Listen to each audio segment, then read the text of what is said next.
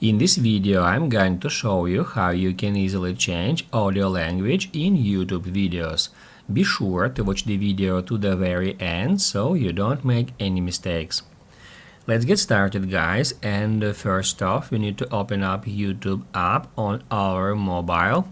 Here, as you can see, I got Mr. Beast videos, and now if I tap at any video,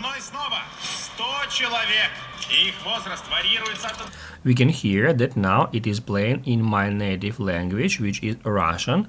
However, if I tap right here at that gear, that's where I can find audio track.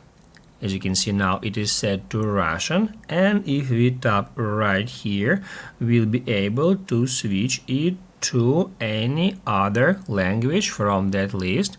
I can select English original, and then all the way to age 100, and they're going to be competing for. As you can see, video is now playing in English. Unfortunately, this feature is not available on all videos yet, but only on some major channels. I hope that soon it will be available on every video. If this video was helpful for you, don't forget to hit the like button.